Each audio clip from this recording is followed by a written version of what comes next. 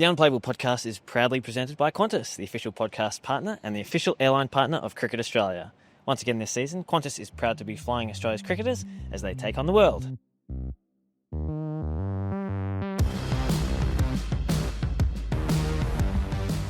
This is the Unplayable Podcast. Big day of Ashes cricket to kick off the new summer, and wow, what a way to bring it in. 19 wickets. We're here at Perth Stadium, and there was no shortage of action. My name is Josh Schonafinger. Louis Cameron, you were sitting next to me all day, and there was plenty of action to take in. So where do we begin? Rewriting furiously all day, I think, was the flavour of things. I think everyone's head spinning, really. Ben Stokes took 5 wickets in 30 balls at the end of the day. That feels like maybe the third or fourth most interesting thing that happened today.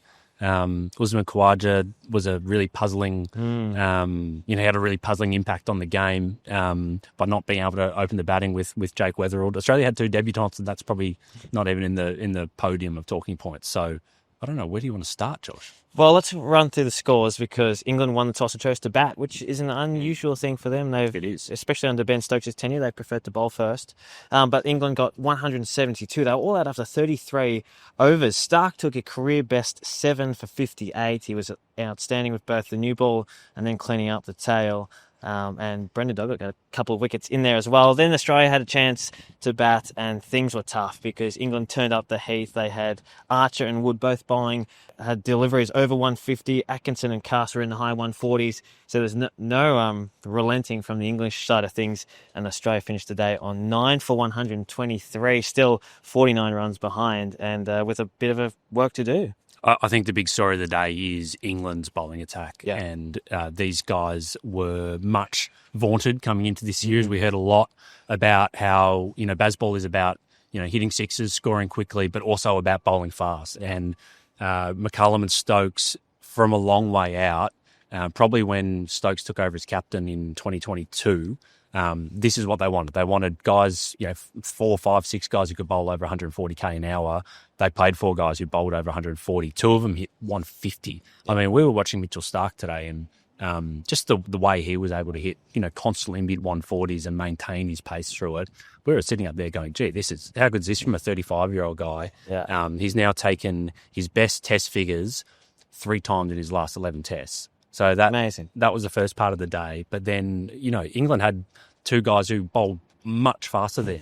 Archer, we haven't seen him since the 2019 Ashes. He was fantastic. He just bowled so beautifully, and to watch him bowl was a privilege because he just ambles into the crease, beautiful action, and it's just effortless. And he made the Australians look silly in some regards.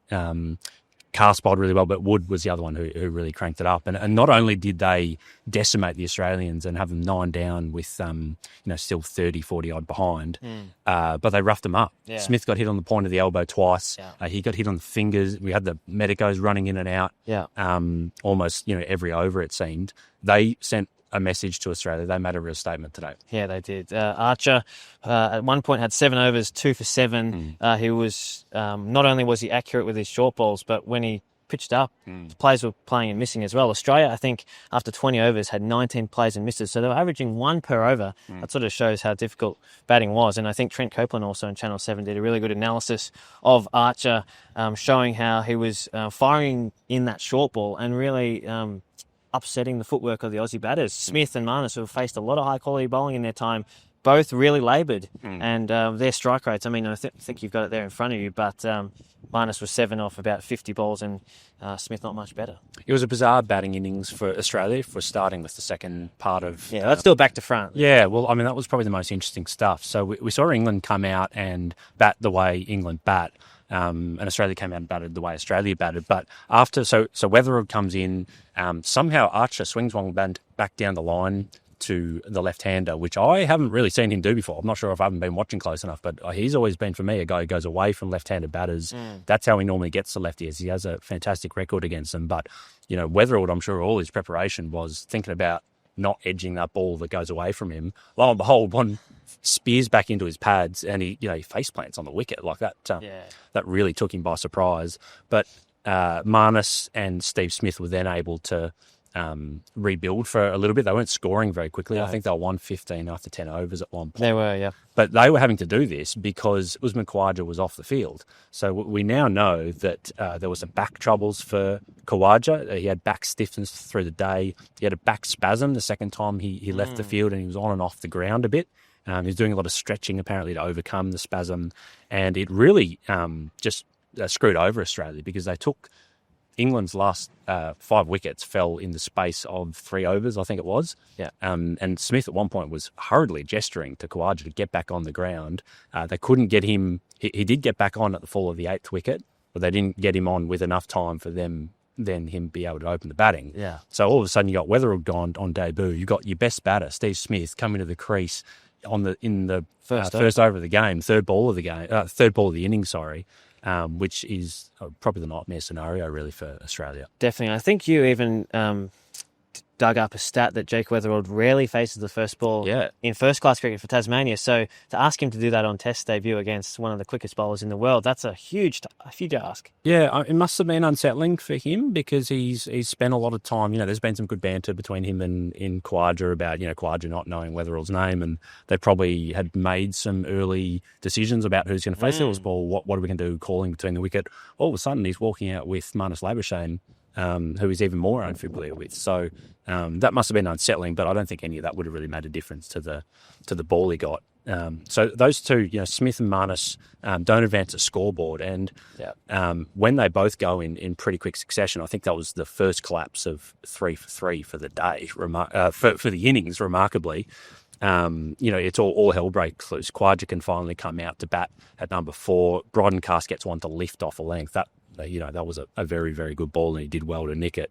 And all of a sudden, Australia's innings is going exactly the same way as England's, only England scored a lot more boundaries kind of along the way. So you kind of go, I mean, when England were, getting caught on the fence and, we're kind of questioning, is this, just reckless batting? In hindsight, it might have been good batting. Yeah, maybe Harry Brook read the conditions really well, and he played some outrageous shots. He was coming down the wicket to Mitchell Starc. He was giving himself room outside leg and hitting over cover, and just doing some things that had everybody in the press box and probably in the crowd just baffled. But in hindsight, he got 50 at almost a run of ball, and that's valuable runs because that's the difference between the two sides. And he was great to watch. The only part to that doesn't work is the fact Ben Stokes won the toss and batted this morning. So last year, I mean, everyone's rightly comparing this first day to last season's first test at the WAC at Perth Stadium. Very similar. 17 wickets fell on that day. Australia won the toss, inserted India, bowled them out cheaply, and then Bumrah took a bunch of wickets against Australia at the end of the day as well. India ended up winning that test. But the fact that, the curator has said that he didn't want this wicket to be as juicy on day one as what it was last year, I think it's succeeded. I don't think it was a 19-wicket day one kind of pitch. Yeah, there was seam movement, but it did get easier as that ball softened. I mean, the other factor here is the outfield was incredibly slow. Yeah, really slow. So England's 172, maybe that's worth more like 220. They hit a lot of 2s and 3s. I'm not sure what's going on with the outfield. Like we can see over I think that's the western side of the ground. A lot of the turf has kind of been dug up, and there was a Metallica concert here, which might have affected things. We saw a couple of the Aussies try to dive, and just like their knees just didn't go anywhere on the surface. So I'd be surprised if we saw anyone diving for the rest of the test. Yeah, it's interesting because Bryden Carr said at his press conference that he thought England were a bit under par with their score, and some of the commentators were saying that as well. So it's funny that we get to this stage and there's been 19 wickets on the first day and England have a sizable lead relatively, and they're still saying, we should have got more runs. So probably backs up your point that maybe the batting wasn't the best, bit of pressure maybe getting to the batters, and good plans as well, because Cass, you asked him about that wicket of Steve Smith in the press conference. He went wider of the crease. He said, yes, that was a plan. Ben Stokes later in the innings got Cameron Green out with a plan as well. He was pointing to David Saker on the sideline saying that was the one outside off that tempted him into that snick and caught behind. So England's plans came together. I'm sure Australia had similar plans that worked for them as well. With Mitchell Starc, a lot of his wickets were high quality at the top of the innings. So maybe we just have to give more credit to the bowlers and less onus on the pitch. Yeah, and I think that was what Mitchell Starc was saying at the end of the day. Look, is that a bit of a cop-out? I think both teams batted poorly today. I think England bowled much better. Right. I really do. With the exception of Mitchell Starc was fantastic, and he really carried the Australian attack. This could have been an all-out under 100 if Cummins and Stark were playing in this game. Scott Boland was uncharacteristically full today. He got driven a lot back down the ground. His rhythm didn't quite look there. Brendan Doggett started beautifully. Like he should have almost had a wicket first ball with one that jagged back against Ollie Pope. But then he was a little bit two sides of the wicket at times. I think he's got better stuff in him at test level. Yep. And I think he's going to be a really good bowler. And, look, no one else really bowled for Australia. But, it's hard to overstate just how good and how electric England's fast bowlers were today. They were relentless. So no issues about their selection. Leaving out Shoaib Bashir wasn't a mistake? No, well, I'm fully prepared to admit I thought at the toss when they named the team, and I think we all thought they were going to go 5 right-arm quicks. I just thought the fact that they are all right-arm made me think that I thought at the outset, Bashir should have played over Cast. Just because Stokes is bowling so well. I mean, he came on and nibbled it around. He's an excellent bowler. Took 5 for 23 in absolutely no time. I kind of thought, well, he's the 4th right-arm quick. Do you need a 5th? Do you need a 5th one in Cast when you got Archer, Atkinson and Wood? Well, turns out you do. Because maybe I underestimate him, but he was fantastic. He came on, bowled second change, but and he came on to bowl when Marnus and Steve had just kind of overcome that initial thing and bowled just as good a stuff as the opening bowlers. So fully prepared to admit I was wrong on that one. Maybe just a quick word on Ben Stokes then, as we touched on, 5 for 23. Maybe got a little lucky with the wickets of Travis Head and even Mitchell Stark. They both chipped the ball to a very short mid-on because there was no one else on that leg side. But otherwise, I mean, he puts the ball in the right spots, and I think we both said in that preview podcast that he is probably still their best bowler at his best, and he showed it today. Yeah, I think Archer's their best bowler. I think Wood's a better bowler. I think at their best, but maybe consistency-wise. Yeah, well, I mean, just when he comes on to, he just changes games all the time, and he's just got another gear in him, Stokes. He's an incredible cricketer. Yeah, he got lucky, but I look at all the overs, bowled 39 overs. How many drives did Australia get? Cameron Green got a couple off, he got one off Atkinson. They got another one later on. I can't remember who. Few and far between, though. Exactly right. Green looked amazing, by the way, and it took some really good bowling from him, from Stokes to get him out. But I just think back to the Australian innings. Boland gave him quite a lot of drives. Maybe Doggett, the odd one as well. That was a real difference. That the England were unrelenting with their length. Yeah.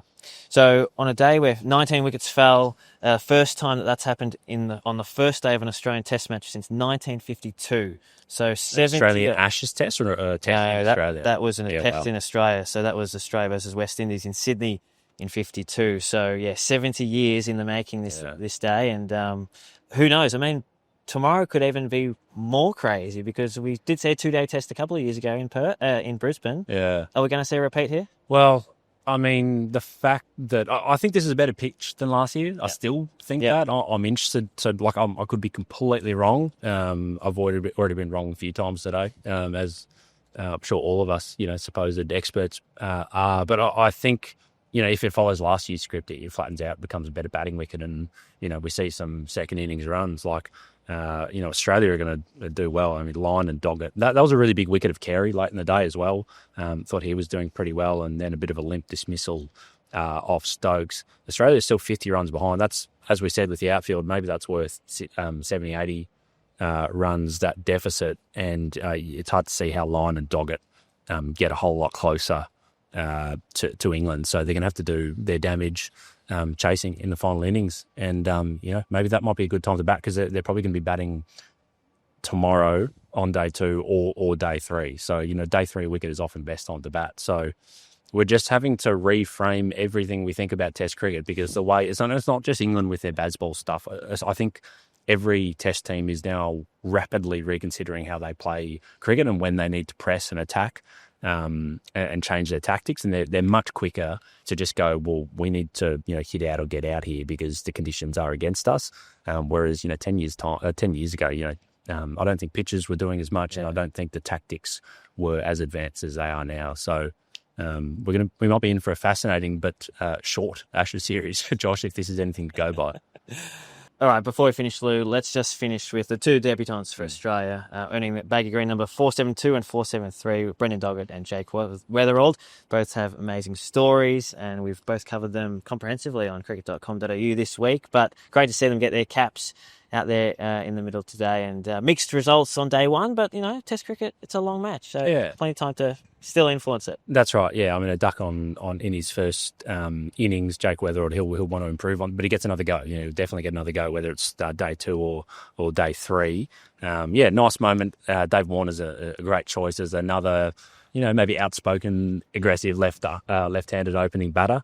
And then Brendan Doggett as well. He's got we spoke on the podcast earlier this week about his great story from being a carpenter when he was in his early 20s to now being a Test cricketer.